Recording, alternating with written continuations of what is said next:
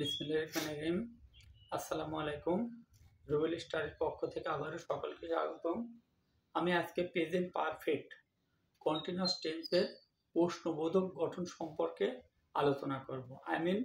Present perfect continuous টেন্সের প্রশ্নবোধক বাংলা বাক্যকে আমরা কিভাবে রূপান্তরিত করব সেই বিষয় নিয়ে আজকে আলোচনা করব।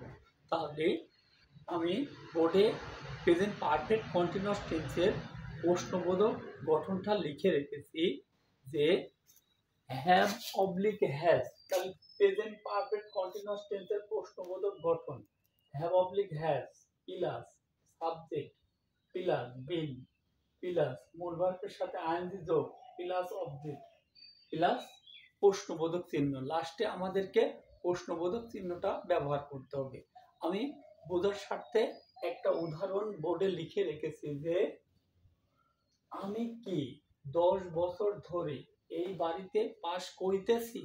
তাহলে এখানে প্রশ্ন করা হচ্ছে প্লাস একটা সময় উল্লেখ করা হয়েছে যে 10 বছর।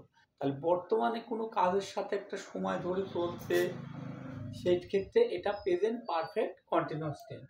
তাহলে প্রথমে কি লিখবো? Have oblique has. আমরা এখানে সাবজেক্ট আছে আমি, সেই ক্ষেত্রে হ্যাভ লিখলাম। এবার সাবজেক্ট কি আছে? আমি, তাহলে আই হ্যাভ আই। এবার সাবজেক্টের পরে কি? বি, তাহলে বি। এবার মূল ভার্বের সাথে আইএনজি যোগ। মূল ভার্ব কি আছে? বাস করা। ইংলিশ লিভের সাথে আইএনজি যোগ করলাম। লিভিং, কোন বাড়িতে? এই বাড়িতে।